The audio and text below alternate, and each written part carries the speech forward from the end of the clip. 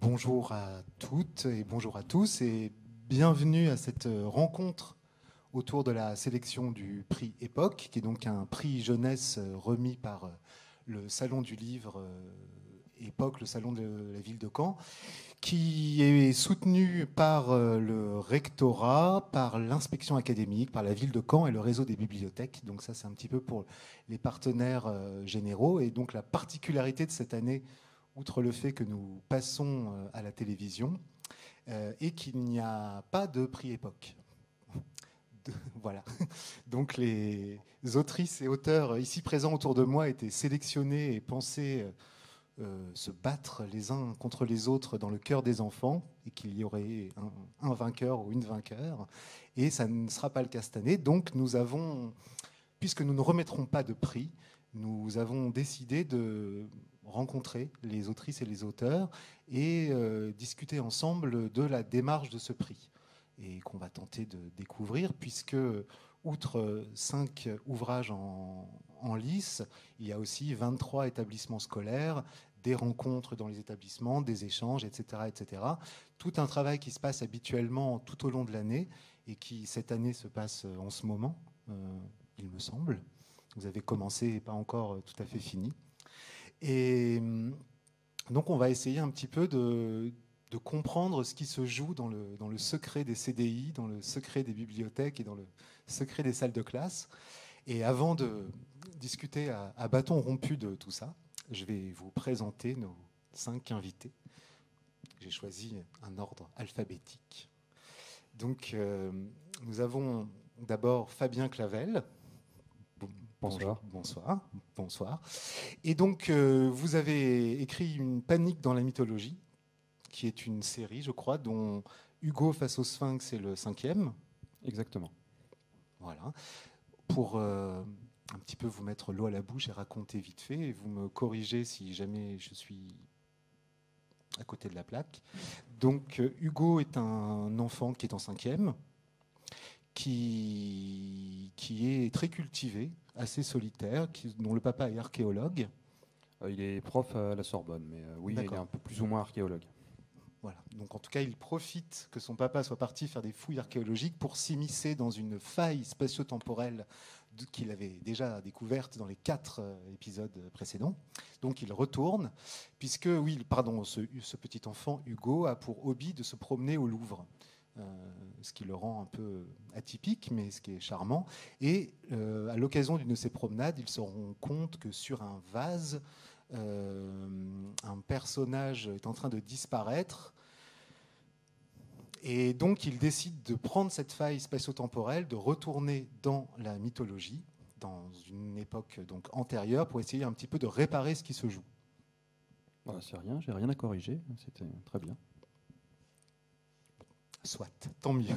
Et donc au-delà de ce travail, qui est donc déjà le 5e volume, vous avez aussi une production prolifique, romans de science-fiction, romans adultes, romans jeunesse, jeux vidéo, enfin en tout cas... Alors pas jeux vidéo, non, non. parce que c'est pas. Mais oui, les jeux et les jeux de société sont pas encore sortis, mais je travaille dessus, D'accord.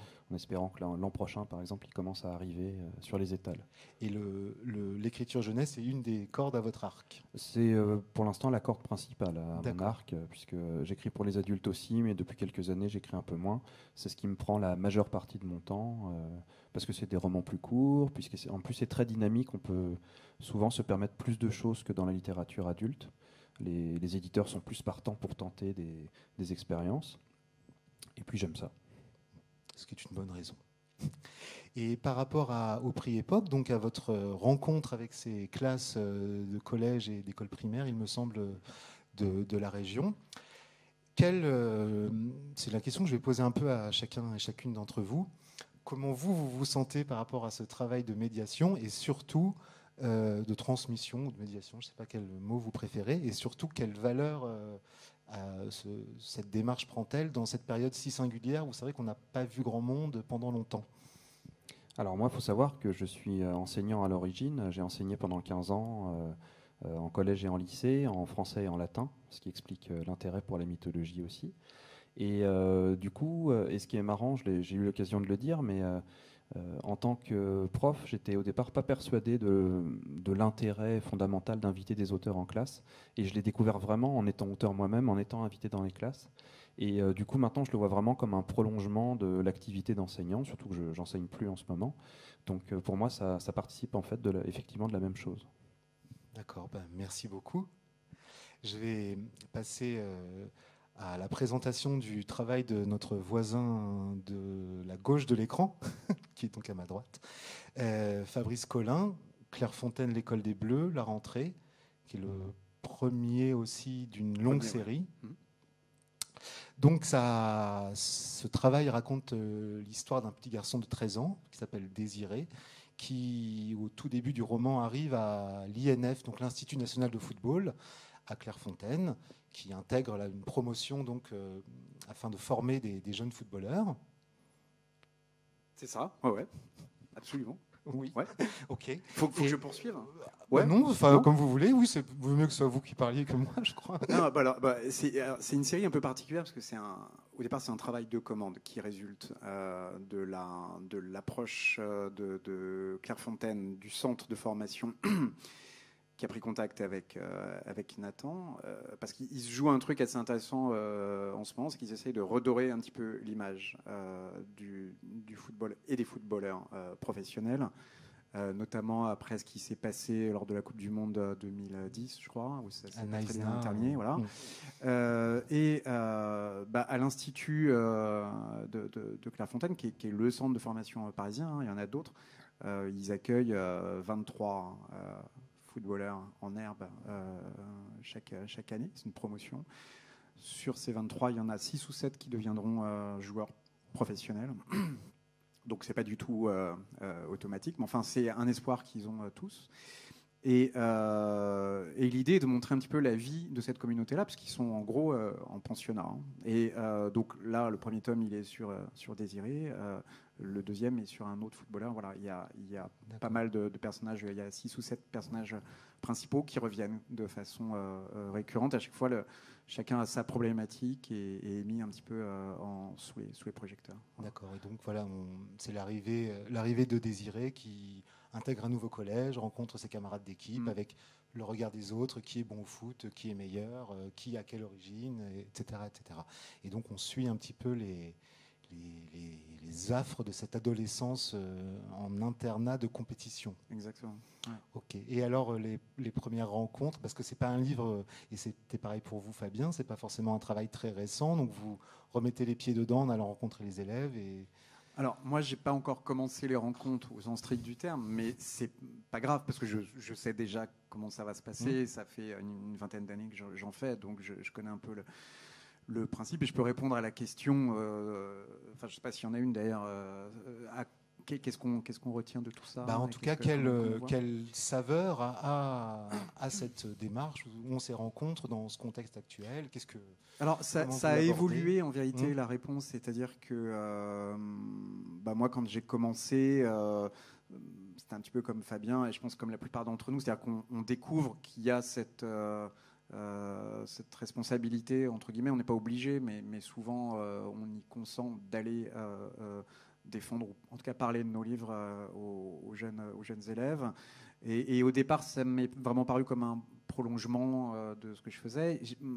De plus en plus maintenant, pour paraphraser un peu Marie Desplechin qui disait ça lors d'une conférence il y a quelques années. À l'époque, je n'avais pas compris de quoi elle parlait, mais ça m'apparaît plus clairement maintenant. Je trouve qu'il y a une dimension presque politique dans ce travail, dans cette approche.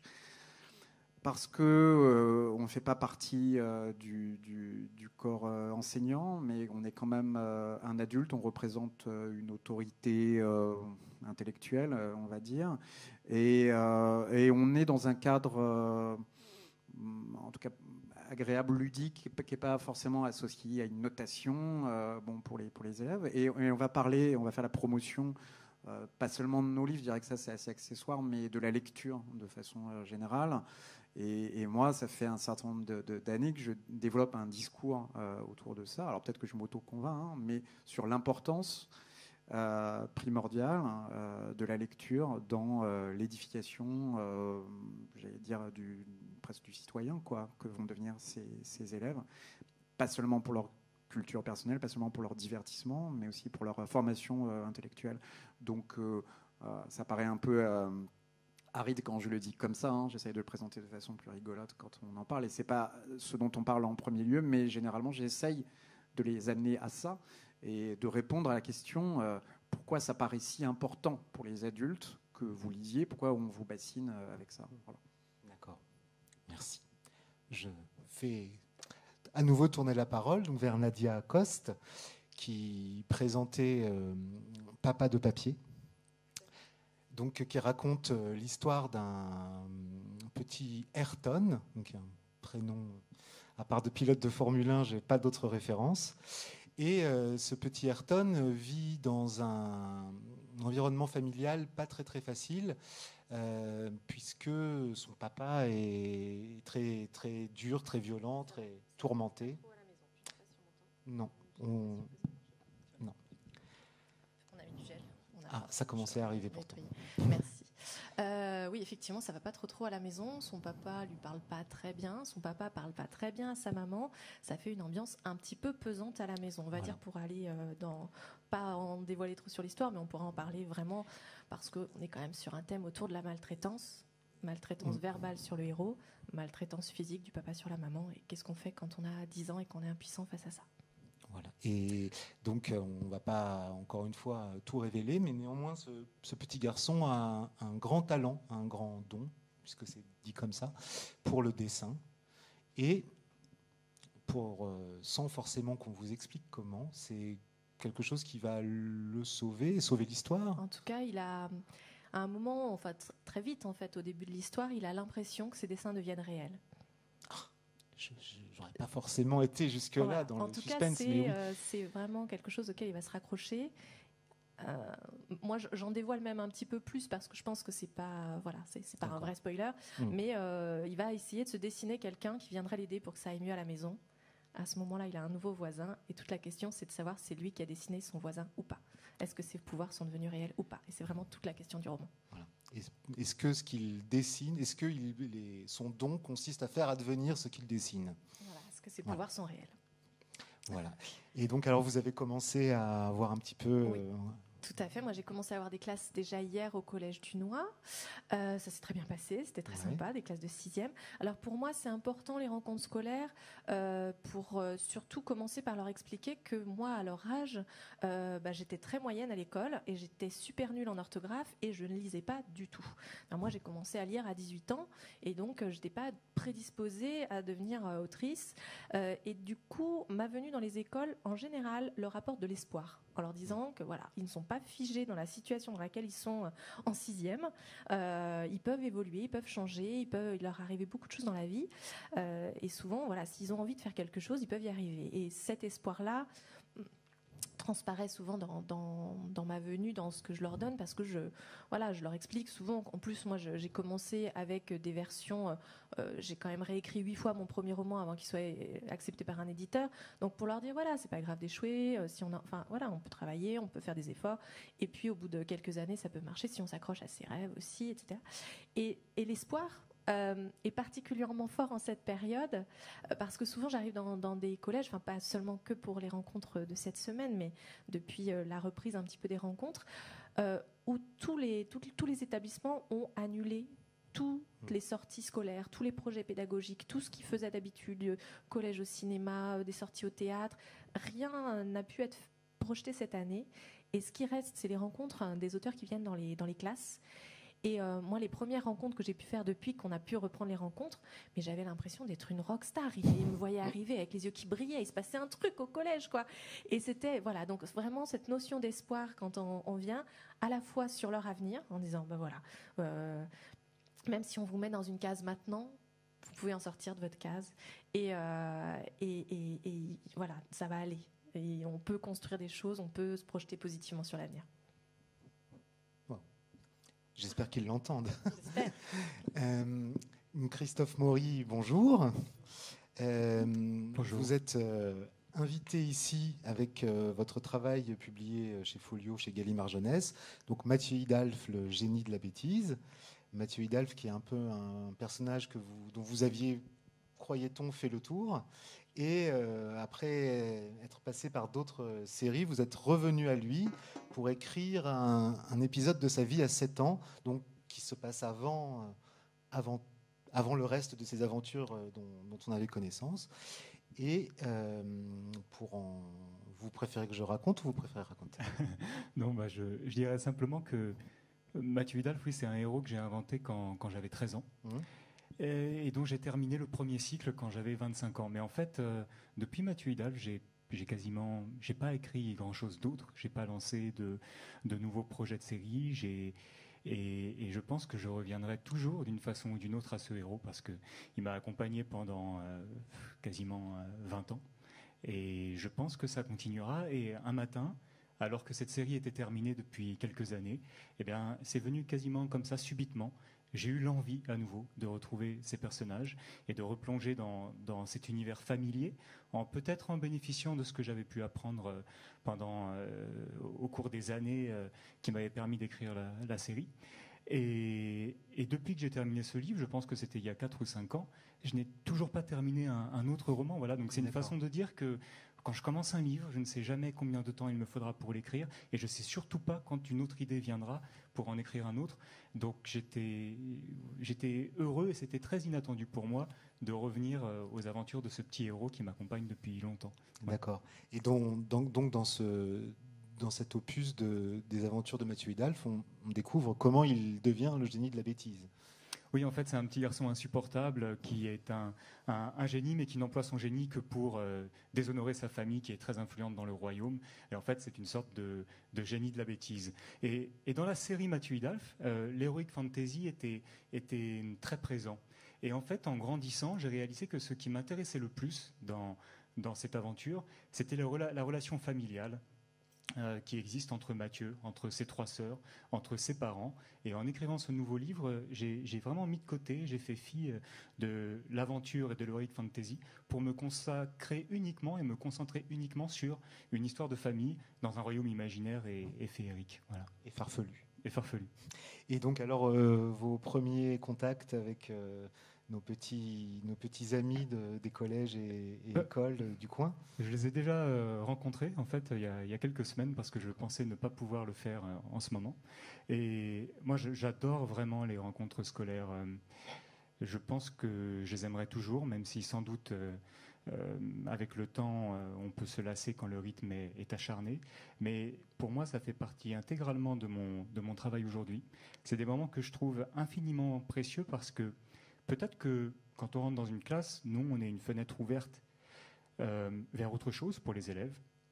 Et peut-être aussi que ça leur montre que derrière les livres qu'ils aiment, qu'ils n'aiment pas, il y a des auteurs, des autrices qui subissent des influences, qui ont parfois d'ailleurs des tas d'influences communes avec eux. Mais l'inverse est aussi essentiel pour moi. C'est-à-dire qu'en allant dans les classes, je rentre en contact avec la réalité de mes lecteurs, de mes lectrices. Moi, j'ai pas d'enfants.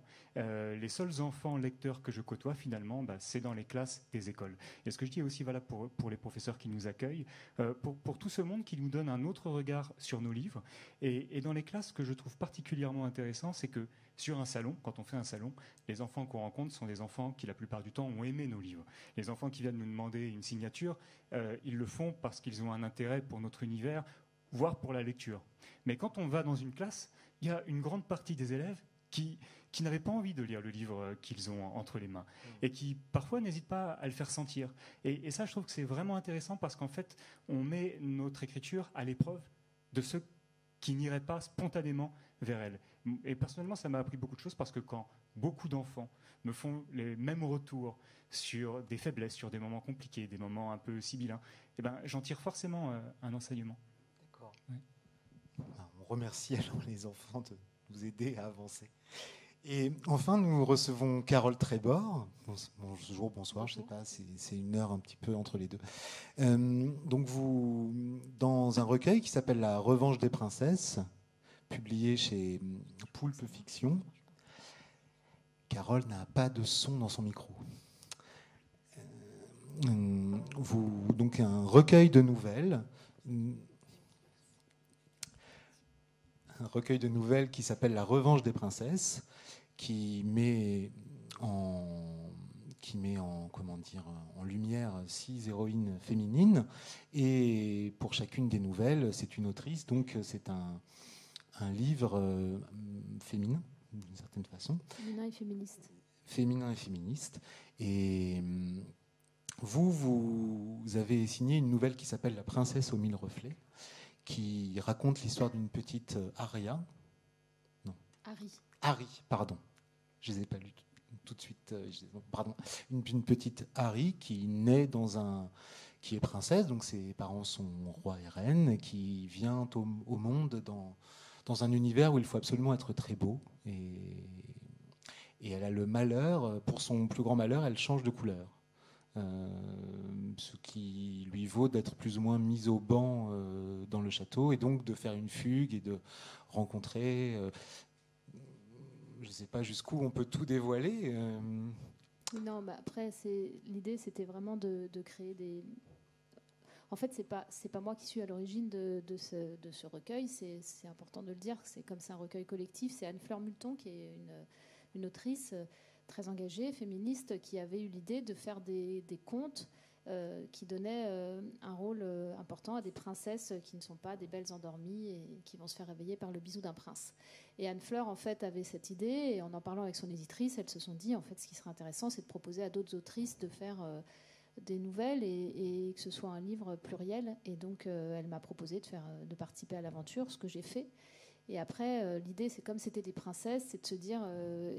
c'est vrai que d'une certaine manière, ça fait explorer l'univers du conte que j'avais jamais exploré, de se dire qu'est-ce que c'est un conte finalement, le côté intemporel, reprendre des codes, s'amuser avec les codes, donc effectivement le château, une île, un donjon, une princesse qu'on enferme, enfin voilà, et puis après comment faire, soit inventer une nouvelle histoire et puis donner qu'est-ce que ça veut dire être une princesse et qu'est-ce que ça veut dire faire une princesse féministe. Donc voilà, moi je suis partie de l'idée que ma princesse, effectivement, parce que j'ai vu un documentaire sur de la chirurgie esthétique et je me suis dit, mon Dieu, il y a des pays où tout le monde en fait.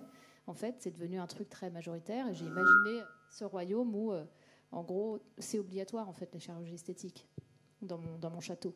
Et donc, elle naît et en fait, on n'arrive pas à la changer parce que c'est un grand sorcier Botul qui change les gens et elle, on n'arrive pas à la changer. Donc elle n'est pas transformable. Et donc, forcément, qu'est-ce qu'elle va faire de ça ?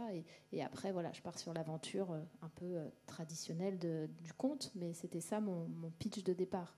Et ce qui est chouette, c'est qu'on est parti finalement toutes sur des histoires très différentes, ce qui était un peu le pari, parce qu'on ne s'est pas consulté.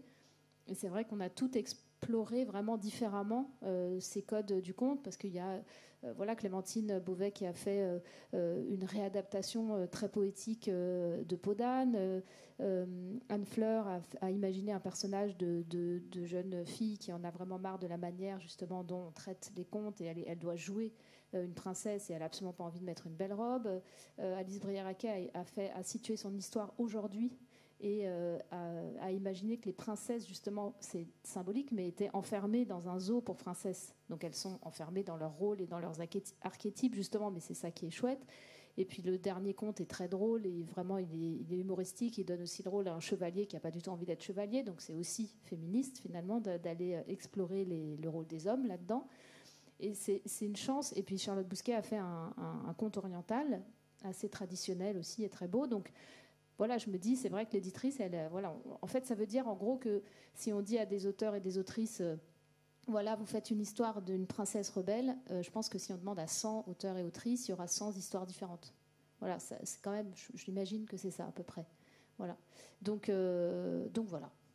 Et alors votre arrivée dans ces classes, dans ces CDI, comment vous l'appréhendez ? Est-ce que c'est un exercice avec lequel vous êtes à l'aise ? Oui, c'est vrai qu'après, là, je passe la dernière, alors c'est difficile de ne pas répéter ce qu'ils ont dit, parce qu'on est tous à peu près, je pense, d'accord là-dessus. Si on n'aimait pas, on ne le ferait pas, puis on le ferait mal. Donc, de toute façon, je pense qu'il ne faut pas... Voilà, parfois, c'est vrai que c'est fatigant, parfois, quand on a 4 rencontres dans la journée et qu'on répète ce qui nous inspire, il faut vraiment toujours se dire... toi, c'est la 4e fois de la journée, eux, c'est la première fois qu'ils rencontrent un auteur ou une autrice. Donc moi, je pars toujours de ce principe de ne jamais oublier que c'est leur première fois, donc d'essayer de rester dans la même énergie, même la 4e rencontre de 16h à 17h un vendredi après une semaine de rencontre, quoi. Je veux dire, voilà, il y a aussi des principes de réalité. Ce n'est pas que idyllique, mais c'est vrai que ça reste... Pour moi, il y a plein de choses, et c'est vrai, je suis d'accord avec Fabrice, c'est des choses qui évoluent. Il y a des moments où on peut se dire, c'est quand même, ça peut être répétitif, et en même temps, jamais, parce que c'est vrai qu'on a des classes très différentes. Aujourd'hui, j'ai vu 3 classes de 6e, 3 classes hyper différentes, socialement, dans le rapport à la lecture, dans leur manière d'être, dans leur manière de... Il y en a qui bougent, il y en a qui sont plus vivants, il y en a, ils vont rester sur les questions qu'ils ont préparées avec les profs, il y en a, ils vont être vraiment dans des questions très spontanées, ça fuse et ça rigole. Et enfin, c'est vraiment, en fait, c'est un peu comme quand tu joues au théâtre et que tu te dis à chaque représentation, c'est différent parce que le public est différent. Quand on rencontre des classes, c'est différent à chaque fois parce qu'on est vraiment avec un groupe d'êtres vivants totalement différents. Et après, c'est vrai qu'avec le temps, il y a un mélange de joyeux, quelque chose de joyeux dont parlait Nadia, de se dire on leur amène de l'extraordinaire dans l'ordinaire du collège. Nous, on a le beau rôle, on ne va pas se plaindre. Je veux dire, on arrive, on n'est pas en noir et blanc mort dans un livre, on est des artistes, on est vivants, donc c'est quand même pas dans leur normalité, donc on a quand même un rôle privilégié. Et ça peut vraiment être très joyeux parce qu'ils ont souvent quand même, il faut dire ce qu'il y a, une très grande curiosité. Ce qui est très chouette, c'est qu'on se rend compte, et très très souvent, je pense que c'est pareil pour les confrères, consoeurs, c'est les élèves qui ne sont pas forcément les bons élèves, qui vont beaucoup participer, beaucoup poser de questions. Et souvent, les profs viennent à la fin nous voir, enfin je pense que c'est pareil, mais en nous disant « Ah, c'est drôle, j'aurais pas imaginé que... » Parce que justement, ils sont hors code, hors scolaire, et donc ces élèves-là vont se retrouver tout d'un coup dans autre chose, dans la manière dont on va leur parler, dans ce qu'on va leur raconter, dans notre façon de nous exprimer. Donc on a très souvent des choses assez fortes aussi avec des élèves qui d'habitude ne prennent pas la parole. Ça, c'est assez chouette, ça veut dire qu'on sert à quelque chose, on est une petite goutte d'eau, mais bon voilà, on se dit que... Et après, il y a aussi cette histoire de responsabilité qui peut grandir, mais qui est dans son rapport à l'écriture aussi. Pour moi, c'est parallèle au rapport à l'écriture, hein, l'idée de la responsabilité en fait. C'est pas que dans la rencontre, c'est aussi de se dire... on a une forme de responsabilité dans ce qu'on leur raconte, à la fois dans ce qu'ils vont en tirer, de ce qui se passe, à la fois dans le fait qu'on se dit on a 1 heure avec eux, on a envie qu'ils passent un bon moment.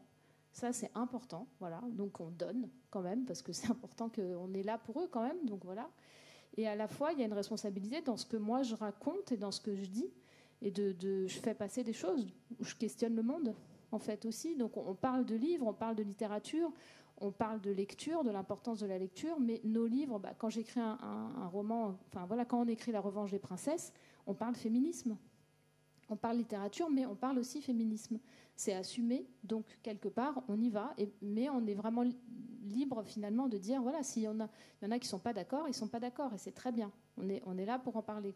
Donc il y a aussi voilà, cette idée de responsabilité d'une parole d'un artiste face à des lecteurs qui sont des vrais lecteurs, parce que nous, on est tous autant qu'on est, on écrit pour des jeunes et on les respecte en tant que lecteurs. Pour nous, c'est des vrais lecteurs, on adore nos lecteurs. Ils sont enfants, ils sont adolescents, ils sont young adultes, ils sont tout ce qu'ils veulent, mais c'est des lecteurs et des vrais et bons lecteurs, contrairement à ce que pense l'Académie. Je veux dire, nous, on les admire, nos lecteurs, on les respecte. Voilà. Donc, il y a aussi cette idée-là. Moi, pour moi, aller débattre devant des enfants, des adolescents, c'est largement aussi important, voire peut-être même plus que de débattre devant des adultes. Et effectivement, leurs retours sont spontanés et sont naturels. Au bout d'un moment, il y a un truc qui se passe, et voilà. Donc, voilà. Je trouve que c'est des moments qui sont quand même assez précieux. Merci à toutes et tous. Je vais vous poser 2 questions et je ne vais pas du tout vous donner la parole. Je vais vous inviter à la prendre plutôt à la volée et à répondre à l'une ou l'autre, puis à rebondir les uns sur les autres dans le respect des gestes barrières. J'avais envie de vous demander, lorsque vous arrivez dans une classe, que vous présentez vos travaux, que les élèves les ont lus avec leurs professeurs, etc., qu'est-ce qui vous étonne dans la façon avec laquelle les enfants s'emparent des thématiques, alors que ce soit la mythologie, que ce soit le féminisme, au contraire des mondes poétiques ou plus loufoques, enfin selon vos travaux à chacune et chacun, mais comment vous est-ce que vous bougez sur la... Pardon, j'essaye de formuler ça bien. Est-ce que la perception qu'ont les enfants de vos œuvres vous permet de les voir un petit peu autrement ou d'être étonné par des chemins qu'ils ont pris pour comprendre quelque chose? Est-ce que ça vous fait bouger? Qui commence? Moi, je peux dire un truc rapidement, comme ça les autres pourront répondre pour de vrai à la question. Ce qui commence souvent, c'est qu'on a le travail qui a été fait par les élèves eux-mêmes aussi. Ça commence souvent comme ça, parce qu'ils ont envie de montrer ce sur quoi ils ont travaillé, et ça fait il y a des idées très très sympas, quoi, parce que ils ont pu écrire des textes, ils ont pu faire des dessins. Alors, pas cette fois-ci, mais il y a des fois, j'ai eu des maquettes, j'ai même eu un théâtre d'ombre une fois, donc il y a des imaginations absolument extraordinaires et qui sont des petites œuvres en soi, en fait. Et donc, ça commence déjà par là, c'est-à-dire qu'eux se sont appropriés en travaillant sur autre chose, avec leurs enseignants, évidemment, et enseignantes, mais c'est le premier truc qu'on voit, c'est leur travail à eux, finalement, quand on arrive en classe. Et maintenant, je laisse les autres répondre. Oui, ça rejoint ce que tu disais aussi sur quand tu échanges avec les enfants, enfin avec les élèves, que c'est beaucoup plus intéressant quelque part qu'avec des adultes, parce qu'il y a une espèce d'honnêteté totale. C'est-à-dire qu'ils aiment, ils adorent, ils font un dessin, ils viennent te le donner, ils te font un poème, ils te font une chanson, et c'est tellement d'émotions. Enfin voilà. Alors qu'un adulte, il va toujours te dire, oui bon, j'ai bien aimé les personnages, mais il va tourner autour, même si, alors qu'un gamin qui n'a pas aimé va te dire, oh non, moi, je l'ai trouvé pourri ton livre. Mais rarement, mais il peut le faire. Et cette honnêteté-là, moi, je trouve, est très importante dans la littérature jeunesse. Et vraiment, effectivement, c'est un tel bonheur de voir le travail qui a été fait en amont et de voir quelles questions il se posent, surtout quand c'est les premières rencontres autour d'un livre. Quand on a fait déjà plusieurs rencontres sur le même livre, bon, on voit quelles questions se posent. Et là, je vois sur Papa de papier en particulier, ou Comment je suis devenue un robot, qui est mon autre roman vraiment très réaliste, alors que j'ai fait beaucoup de choses en imaginaire. Une des questions qui revient, c'est est-ce que c'est une histoire vraie ? Est-ce que c'est réel ? Est-ce que je connais quelqu'un à qui c'est arrivé ? Et ça, c'est vraiment quelque chose qui revient. Il leur pose question. Ils ont besoin de savoir, voilà, où s'arrête la création de l'auteur, où commence le témoignage. Et du coup, voilà, c'est toujours. Voilà. Oui, parfois, ils ont des interprétations de nos livres qui. Mais là, pour le coup, je pense comme les adultes, etc., ils ont des interprétations qui nous surprennent et ils voient dans nos livres des choses que nous, on n'avait pas forcément mis. Moi, je trouve ça génial quand un lecteur, lectrice va effectivement me dire « Ah, mais en fait, c'est ça que vous racontez ». Et puis, moi, je me dis « Ah, bah oui, en fait, peut-être, mais c'est pas ce que je voulais ». Mais voilà, donc on a ce genre de choses complètement avec des enfants et des adolescents. Comme on a, pour le coup, avec les adultes, la réinterprétation, l'interprétation qu'ils font de ce qu'on écrit. Ça, on l'a vraiment. Mais sur un petit peu, je ne sais pas que ce soit voilà, le centre de formation de football ou l'aventure temporelle et mythologique ou la réécriture féministe. Quel regard portent les enfants, même voilà, sur le cœur de ce travail-là? Alors, ce qui est rigolo, pour rebondir sur le féminisme, c'est que moi j'ai beaucoup d'héroïnes dans mes romans, et il se trouve que dans Panique dans la mythologie, c'est un garçon. Et ce qui m'a surpris, c'est que dans plusieurs classes, on m'a posé la question pourquoi avoir choisi un héros garçon. Et ce qui est marrant, c'est qu'à mon avis, il y a 10 ans, j'aurais jamais eu cette question. Tout le monde aurait trouvé normal que ce soit un héros. Et c'est à l'inverse, on m'a dit mais pourquoi une héroïne, c'est bizarre et tout. Et donc ça c'est rigolo d'avoir eu cette question parce que ça montre un peu une évolution des mœurs. Et du coup, je suis vexé, puisque comme j'ai beaucoup d'héroïnes, là, pour une fois que c'est un garçon, zut. Mais quand même, c'est chouette de voir ça aussi, parce que finalement, il y a des choses qui changent, qui évoluent, et quand même plutôt dans le bon sens.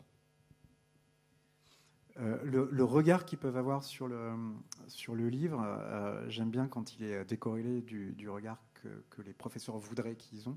Et ça, c'est souvent un problème dans les interventions. Je crois que ça a été souligné tout à l'heure. Il y a des élèves qui préparent vraiment les questions en amont avec leurs professeurs et on y perd grandement en spontanéité parce que ça va être du genre Kevin pose la question 18 et bon, Kevin il pose la question qui n'est pas sa question et à la limite il se fout de la réponse. Bon. Donc c'est bien quand on arrive à mettre en place, ça peut être un petit peu désarçonnant pour les professeurs parce qu'ils ont l'impression de perdre le contrôle, mais quand on arrive à mettre en place un échange spontané où d'une certaine façon si les professeurs représentaient un petit peu le surmoi qui va veiller à ce qu'on reste bien dans les clous. Les élèves, eux, ils vont plutôt représenter le ça, quoi. C'est-à-dire qu'ils sont vraiment dans le surgissement, la question. Et ils peuvent effectivement nous prendre complètement au dépourvu, voir en effet des choses qu'on ne pensait pas avoir mis dans notre livre. Et là, ils touchent l'essence aussi de ce qu'on fait, nous, en tant qu'auteurs. C'est-à-dire que on peut aussi se considérer comme le véhicule de quelque chose. Bon, il y a l'histoire qu'on raconte, mais qu'est-ce qui passe à travers ça ? Et parfois, ils peuvent nous aider à le percevoir. Et c'est un peu un renversement de valeur parce qu'on est censé arriver pour leur apprendre des choses un petit peu. Et puis finalement, quand on repart, on a l'impression d'être plus riche. Et parfois, ce sont eux qui nous ont éclairés sur nos livres. Mais là, j'ai décrit des rencontres idéales, quoi. Et souvent, quand on arrive, ça dépend vraiment comment ça a été préparé. Quand je suis en contact avec les professeurs en amont, des fois, j'essaye de leur dire ça. Ils disent, qu'est-ce que vous voulez spécifique ? Je dis, justement, rien, en fait. C'est-à-dire que je voudrais que vous mettiez vos élèves dans des conditions de spontanéité par rapport à cet échange-là. Nonobstant le fait que j'entends les mêmes questions depuis 20 ans et que souvent c'est des questions que se posent en fait les adultes, j'aime bien quand on arrive à décloisonner un petit peu tout ça, quoi. J'essaye, je pense que ce qui serait chouette, c'est de pouvoir vous raconter des anecdotes, c'est vrai que concrètes, mais j'en ai une qui me vient, parce que je ne suis pas très forte en anecdotes, mais je m'en souviens d'une où j'étais face à des lycéens pros, pour vous montrer concrètement, du concret, c'est ce genre de rencontre. Et parfois, cette spontanéité avec les lycéens pro, je l'ai beaucoup. Justement, on l'a beaucoup. Parce qu'ils sont. Alors là, ils ne vont pas avoir préparé des questions ni rien. Puis il y a un côté. Voilà. Et ils peuvent même nous tester un peu. Enfin, il y a au départ, il y a une petite mise à l'épreuve. Est-ce que ça vaut le coup ? Est-ce qu'elle est intéressante ? Est-ce qu'elle nous parle comme à des gens. Voilà, moi, je parle aux ados comme aux adultes. Je n'adapte pas mon discours. Et je me rappelle une fois, je venais parler d'un de mes romans, et vraiment le gamin, il était comme ça, il me dit, mais pourquoi vous les faites parler comme vous les faites parler ? Pourquoi ils ne parlent pas comme nous ? Comment vous voulez qu'on y croie si vous ne les faites pas parler comme nous on parle ? Donc c'est une vraie question. Et là, c'est des questions qu'on se pose quand on écrit. Parce que quand on fait parler des ados d'aujourd'hui, en tant qu'auteur jeunesse, autrice jeunesse, c'est des questions qu'on peut se poser. Est-ce que j'utilise le jargon moderne d'aujourd'hui qui change tous les 2 ans ? Moi, je ne le fais pas, par exemple, mais ça, c'est des choses qui peuvent se faire. Et voilà, c'est des choses qui se discutent et qui font partie des questions de création. Donc là, il met le doigt sur quelque chose alors que c'est justement des gamins qui ne lisent pas du tout, par exemple. La prof CDI leur avait lu pendant 5 mois, le roman, donc ils l'avaient lu, on leur avait lu, quoi. Et là, j'explique vraiment. Je leur dis, oui, parce que moi, j'estime que c'est pas mon vocable, je me sens pas naturelle. Ce qui compte pour moi, c'est de me sentir juste vis-à-vis de mes personnages. Je leur dis que les mots qu'ils emploient là aujourd'hui, ce jargon précis, dans 2 ans, il est fini. Je leur donne des exemples de mots que les ados employaient il y a 2 ans et qui sont déjà plus à la mode. Il entend la réponse, il écoute et il dit, ah ouais, ok, donc ça va. C'est bon. Et là, le test est passé, ça va. Et là, il a toute la rencontre, il est avec moi. Donc voilà, ça c'est le genre de choses précises qu'on peut avoir comme échange avec des lecteurs ados, quoi. Mais c'est vrai que ce soit sur la littérature jeunesse ou générale, la question de l'imitation du réel est quand même assez actuelle. C'est-à-dire... même au théâtre, où on voit beaucoup en ce moment de théâtre documentaire, enfin, quel monde on raconte, qu'est-ce qu'on raconte du monde, et est-ce qu'on cherche absolument à coller ou à être ressemblant, ou est-ce qu'au contraire on passe par d'autres chemins. Et je rebondis un petit peu en arrière dans la discussion, je ne sais plus, je crois que c'est Fabrice, c'est vous qui disiez ça, sur la façon dont les rencontres pouvaient être inspirantes. Et je me demandais, est-ce que, puisque vous écrivez souvent des personnages d'adolescents ou d'adolescentes, de jeunes enfants, et notamment Christophe, vous disiez, vous, ne pas avoir d'enfants, et est-ce que ces rencontres nourrissent vos personnages, en tout cas de quelle façon ou pas ces rencontres nourrissent les aventures ou on dirait au théâtre, dans un truc un peu stanislavskien, la psychologie des personnages. Je ne sais pas si c'est... Moi, j'ai une bonne réponse pour ça.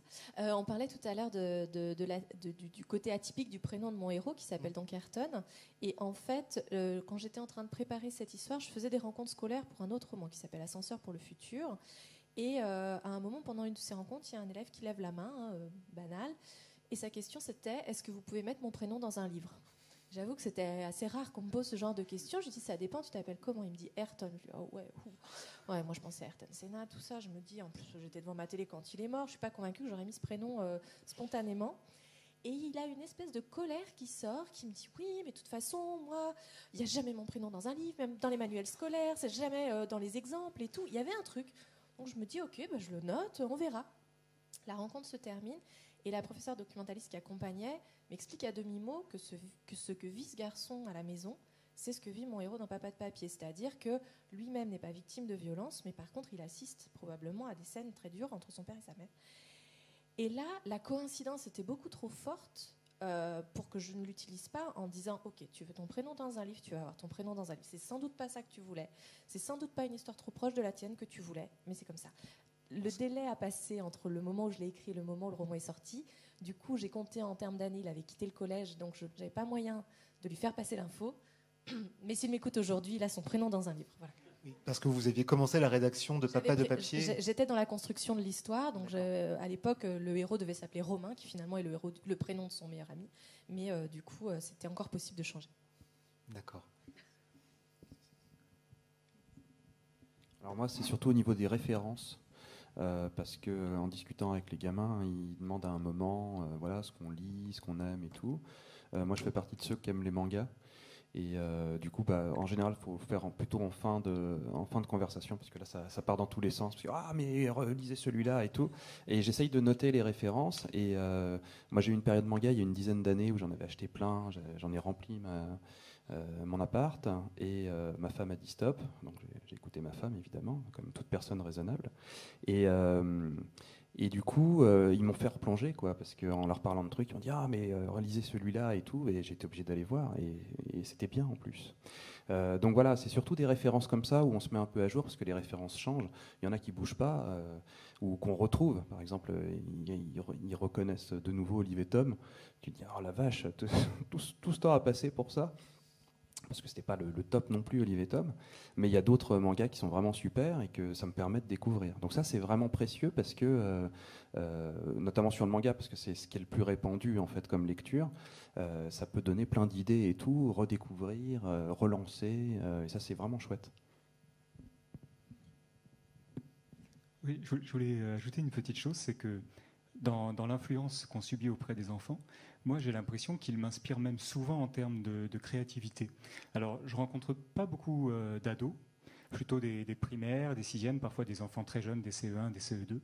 Et je trouve que lorsqu'ils se libèrent justement un tout petit peu, j'écris beaucoup d'histoires avec eux d'ailleurs, ils ont une créativité qui est extraordinaire. Je ne crois pas que ce soit de la démagogie de le dire. Je pense que je crois vraiment ce que je suis en train de dire. Et j'ai été émerveillé à de très nombreuses reprises par l'élasticité extraordinaire de l'imagination des enfants. Et je suis souvent sorti des salles de classe en me disant: ah bon sang, mais qu'est-ce que j'aime mon métier, qu'est-ce que j'aime écrire. Et grâce à eux, j'ai de nouvelles idées. Et je vais vous donner 2 toutes petites anecdotes très rapides. Je dis souvent aux enfants: vous voyez, mon métier, c'est j'ai laissé Wendy sur la planche du bateau pirate avec Crochet qui la pousse vers le vide, et je vais dîner, je vide la table, je fais la vaisselle, je dors, et le lendemain matin, quand j'allume mon ordinateur, eh bien, il faut sauver Wendy. Et je leur dis: qui a une idée pour sauver Wendy? Alors on a toutes les idées de la Terre qui viennent, et un jour il y a une petite fille qui lève la main et qui me dit: mais monsieur, c'est facile, elle casse la planche avec le boulet de fonte qu'elle a au pied, et elle s'en va en surfant sur les vagues. J'aurais pu passer 10 ans de ma vie à essayer d'avoir cette idée, et je l'aurais jamais eue. Elle est très belle. Et un jour, on écrit des lettres, le petit Pousset écrit des lettres à l'ogre de Charles Perrault, et j'étais avec des CE1 ou des CE2, très très jeunes enfants. Et il y a une petite fille qui écrit cette lettre et qui dit à l'ogre: cher ogre, j'ai bien vu vos yeux me regarder comme si j'étais une délicieuse tarte au citron. C'est déjà magnifique. Et là, elle ajoute: je vous avais pourtant prévenu que je suis allergique aux gros ogres qui me mangent. Et voilà. Et ça vaut, à mes yeux en tout cas, s'il vous plaît, dessine-moi un mouton. C'est une merveille écrite par une enfant.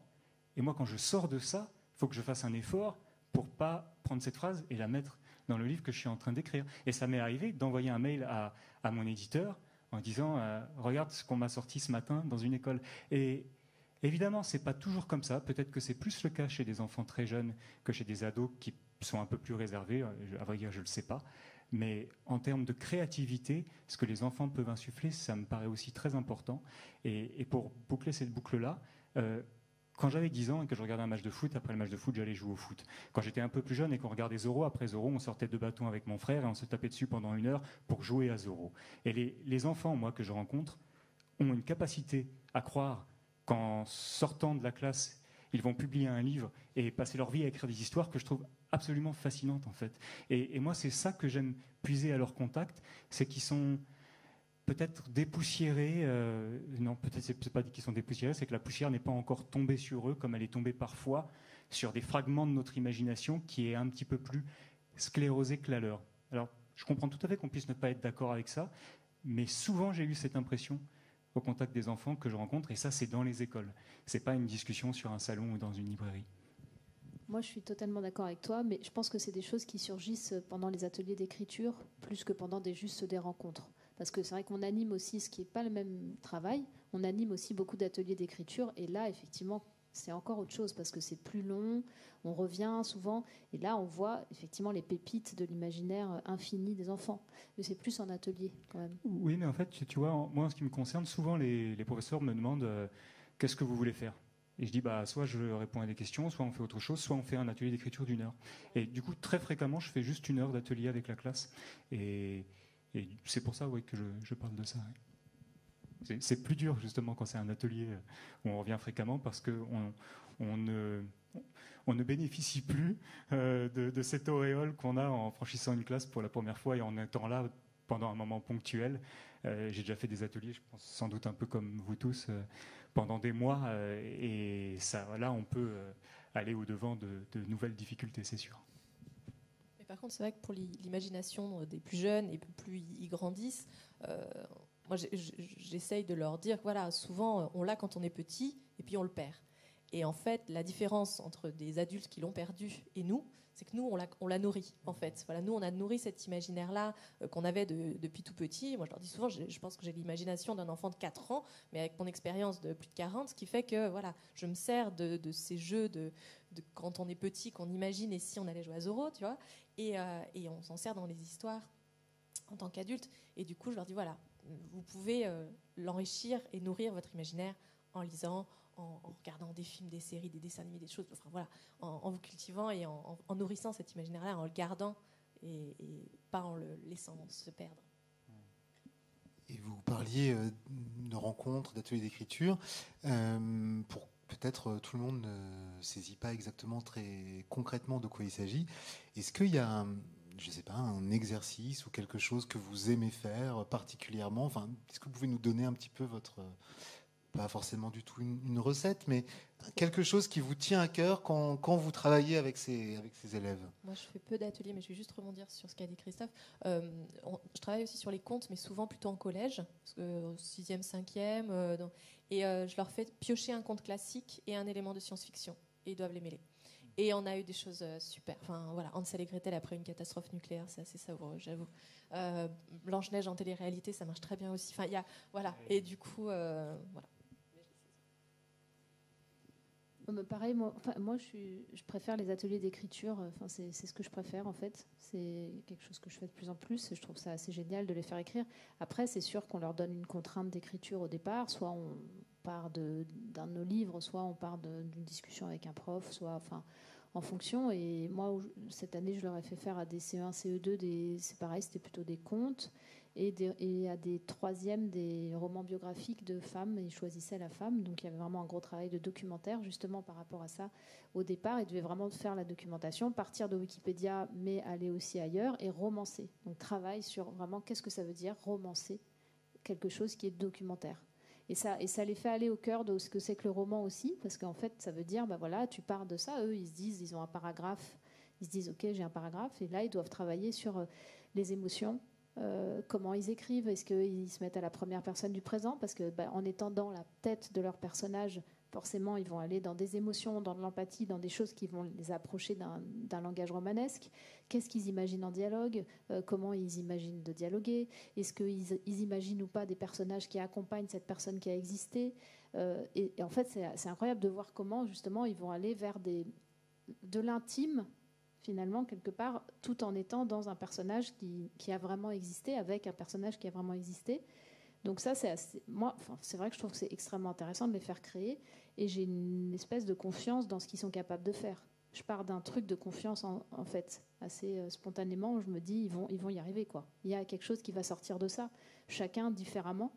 On a la chance de pouvoir passer entre, voilà, c'est des petits groupes, quoi, d'avoir ce temps-là avec eux. Et les petits, c'est vrai que les petits sortent aussi des perles absolument incroyables de tout le temps. Enfin, c'est de noms, voilà. Et moi, j'aime bien fonctionner beaucoup par le questionnement quand je suis en atelier d'écriture. J'essaie vraiment pas de donner des solutions, je les questionne. C'est ma manière de faire. C'est-à-dire, ok, donc le prince il fait ça parce que c'est pareil. Au départ, ils peuvent se dire, ça y est, ils ont une demi-page, ils ont leur histoire. Donc c'est fait, l'histoire elle est là. Ok, maintenant comment tu passes de ça? Parce que moi je leur dis ça, c'est un résumé. C'est pas encore ton conte, c'est pas encore ton roman. Et donc mon idée c'est vraiment comment faire en sorte que ce soit eux qui trouvent. Donc moi je ne fonctionne que par la question en fait, hein, au sens positif de la question, mais je veux dire voilà, c'est et alors qu'est-ce que tu imagines qui va dire l'ogre à ce moment-là, et ou alors qu'est-ce que c'est la formule magique? Alors abracadabra. Bon bah oui, mais abracadabra tu l'as déjà dit. Qu'est-ce que tu pourrais imaginer d'autre comme formule magique? Enfin c'est comme ça tout le temps, et après on précise de plus en plus. On précise sur la manière de dire, on précise sur des formules, on précise sur des comparaisons. À quoi peut ressembler ton ogre? Alors cette année, année de Covid, il est de quelle couleur? Il est bleu. Alors il est bleu comment? Il est bleu comme un masque chirurgical. Ok, ça marche. Et ton monstre, il est grand comment? Il est grand comme voilà. Et c'est l'idée tout le temps pour moi. Et ça, je trouve que c'est fabuleux parce qu'effectivement, ils ont des trouvailles et puis ils se connectent vraiment avec ce que c'est qu'écrire. Et ça c'est incroyable avec ce que c'est que vraiment faire ce travail d'écriture. Et ils le font. Donc je pense que c'est ce que je préfère. En vous écoutant, Carole, je voyais derrière vous Fabrice faire des mimiques, et comme il est bien silencieux depuis longtemps, je commence un peu à m'inquiéter. Non, ça avait pas du tout. Enfin, je remets pas du tout en question. D'ailleurs, enfin, chacun a ses méthodes d'atelier d'écriture. Il y a vraiment pour moi la question de la liberté qui est essentielle. J'y reviens. C'est la même chose qu'avec les rencontres où les questions sont pas préparées. Les ateliers d'écriture, plus on me fout la paix, moi, plus je suis content. Alors, quand on a des petits, et Christophe le soulignait, je pense que de toute façon, l'imagination poétique, la liberté des CE1, CE2 sont pour nous qui sommes plutôt habitués, alors vieux déjà, mais habitués à dealer avec des collégiens qui sont, par exemple, la classe de la 4e, c'est vraiment l'anus horribilis, ils sont complètement dans l'introspection, le regard de l'autre, etc. Donc ils sont très timorés. Et là, ils commencent à ressembler au papa de Peter Pan, c'est-à-dire qu'effectivement, la poussière est en train de tomber, et si on ne fait pas gaffe, peut-être qu'ils vont être ensevelis. Donc il y a des choses à secouer, il faut les libérer de ça. Moi, pour les plus âgés, entre guillemets, j'utilise beaucoup des méthodes on va dire de carambolage. C'est-à-dire, enfin, je les pousse dans leur dernier retranchement, mais assez rapidement et assez facilement. C'est-à-dire, je peux leur dire, je sais pas, quelle est la personnalité que vous préférez. Alors,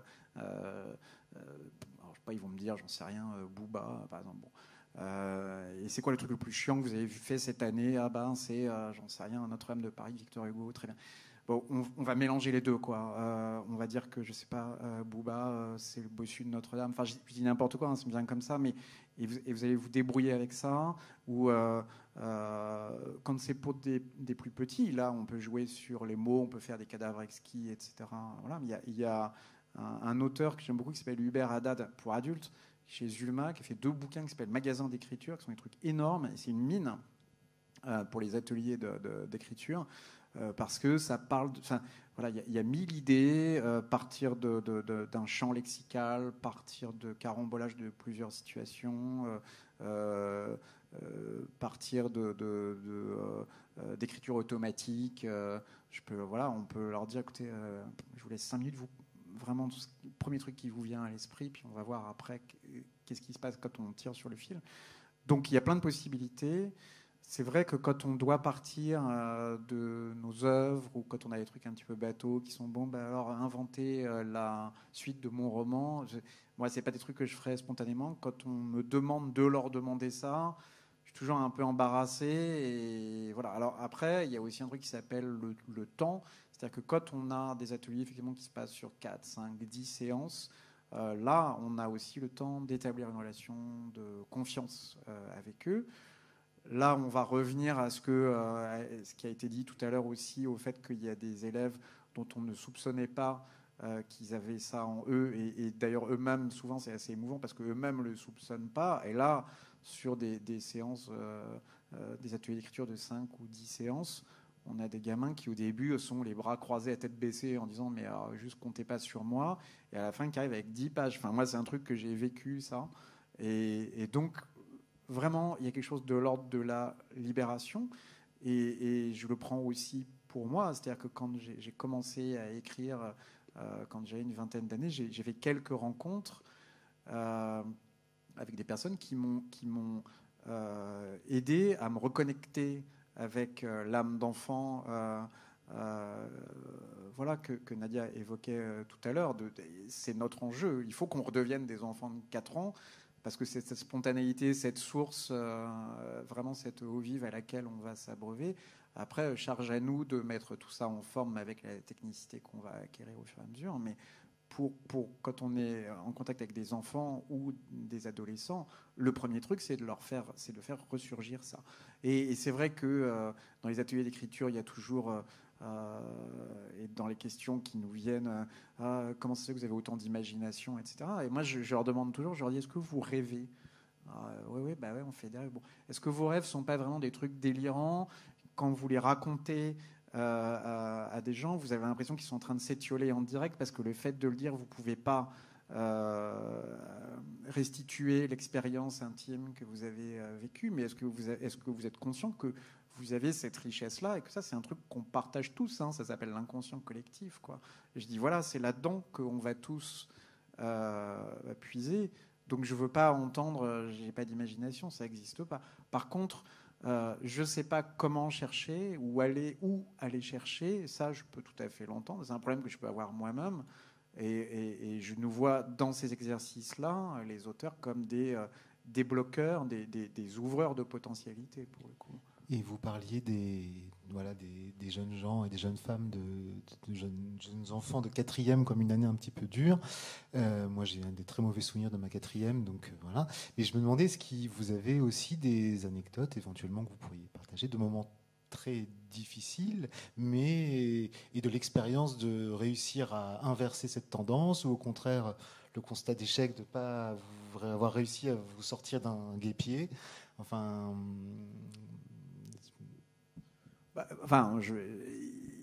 Quand on touche, je pense que Nadia l'a évoqué tout à l'heure, quand on touche à quelque chose d'intime chez un enfant qui va rentrer en résonance avec ce qu'il a vécu, c'est un très beau moment. Moi, j'ai eu une scène comme ça dans un atelier d'écriture avec... C'était très normé parce que j'avais déjà quasiment toute l'histoire. Il fallait qu'ils écrivent des chapitres de cette histoire. Donc ça me plaisait pas trop, mais c'était comme ça que je devais faire la chose à cette époque-là. Et j'étais dans un lycée professionnel compliqué, très compliqué, à tel point que après la première séance, j'étais à la limite de laisser tomber, ce qui m'est jamais arrivé. Et j'ai écrit à la documentaliste qui m'a fait en gros genre les laissez pas tomber parce que voilà, vous êtes un de plus dans la liste de ceux qui ont essayé de tomber, ce qui était un bon électrochoc. J'ai dit bon, ok, on va s'y remettre. Et puis évidemment ça s'est amélioré, mais j'avais une jeune fille qui était mutique, qui posait d'ailleurs des gros problèmes à l'établissement scolaire parce qu'elle ne voulait pas écrire et elle ne voulait pas parler, quoi. Donc c'était assez vite fait. Et elle était là, hein, elle était quand même obligée de faire de la présence. Et je suis allé la voir plusieurs fois en lui disant, tu sais, moi je m'en fous, je te juge pas, c'est pas noté. J'aimerais bien qu'il y ait un truc qui sorte de toi. Voilà, je te le dis juste. Bon. Et puis, dans les scènes qu'il y avait à écrire, il y avait une scène où une petite fille va au Père Lachaise, super, sur la tombe de sa maman et lui parle. Et donc, bon, qui veut prendre en charge cette scène-là? Et puis, je ne sais plus comment ça s'est passé, mais on a distribué les trucs. La fille dit rien, et puis à la fin du cours, elle arrive avec un papier où elle a écrit cette scène-là. Et effectivement, une petite fille qui parle à sa mère par-delà le tombeau. Et voilà, et il se trouve que évidemment, cette fille avait perdu sa mère l'année précédente. Bon, il n'y a pas grand-chose à ajouter, quoi. Alors j'ai vu subrepticement que l'heure avait filé plus vite qu'on l'escomptait, qu'on avait dépassé notre temps. Mais est-ce que l'un ou l'une d'entre vous a envie de dire un dernier mot? Non, alors simplement ça me vient à l'esprit parce que ça me paraît normal. Au tout départ, vous nous demandiez ce que représentaient ces rencontres dans ce moment particulier qu'on est en train de vivre. Alors je ne sais pas pour les autres, mais moi je dirais simplement un grand merci à Époque parce que ça fait partie vraiment de notre vie. Et puis, moi, ça fait 1 an que j'ai quasiment rien fait en réalité. C'est la première table ronde que je fais depuis 1 an. D'ailleurs, j'ai trouvé à certains moments que j'étais rouillé, les mots sortaient pas tout seuls. Un début de stress naissait. Ça fait longtemps que ça n'était pas arrivé pendant ce genre d'événement. Donc, un grand merci parce que c'était génial de pouvoir voir des enfants malgré l'année pénible qu'on traverse tous. Et c'était d'autant plus précieux. Et voilà, moi, j'ai pu en faire quelques-unes des rencontres, mais toutes derrière un écran. Et les seules fois où j'ai pu rencontrer des enfants pour de vrai, c'était ici. Et les seuls camarades que j'ai croisés, c'est ici également. Donc voilà, ça fait vraiment plaisir. C'est ce que je disais hier soir, on s'est écrit un petit mot en disant vivement demain qu'on ait ce petit moment tous ensemble. Voilà.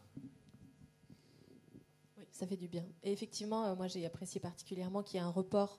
Ce prix qui devait être en 2020. On n'a pas pu rencontrer les élèves l'année dernière.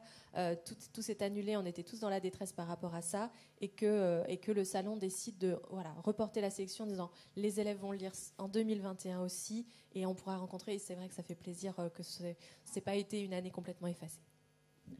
Et le fait qu'il n'y ait pas de prix, c'est la première fois où il y a 5 candidats à un prix qui sont tous contents, en fait. Ouais, moi j'adore ça. J'étais ravi quand j'ai lu la nouvelle. Voilà. Voilà, merci. Et c'est vrai que c'est le premier débat depuis très longtemps. Là, en fait, je réalise là. Je crois qu'on n'a pas eu de débat depuis plus d'1 an et demi ou quelque chose comme ça. Moi, j'ai pas eu de débat depuis 1 an et demi, effectivement. D'ailleurs, vous étiez tous globalement d'accord, donc quand même, ça reporte quand même le premier débat. Merci d'avoir reporté, du coup. Merci. En tout cas, je voulais vous remercier toutes et tous pour vos travaux, votre investissement, remercier le salon, Époque, la bibliothèque, l'académie, le rectorat, tout le monde, et aussi faire un tout petit peu de pub, puisque Nadia Coste nous a à tous annoncé qu'il existait, puisqu'on a fait beaucoup de choses en visio et encore ce soir.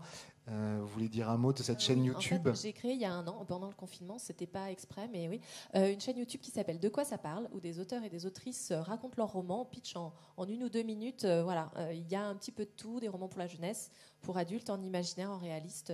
Abonnez-vous, mettez des likes, vous savez faire. En tout cas, merci à toutes et tous de ce moment. Merci aux élèves et aux documentalistes et bibliothécaires présents. Et à bientôt dans d'autres événements du salon. Et merci à toutes et tous. Merci d'être venu. Et merci Nathanaël. Merci.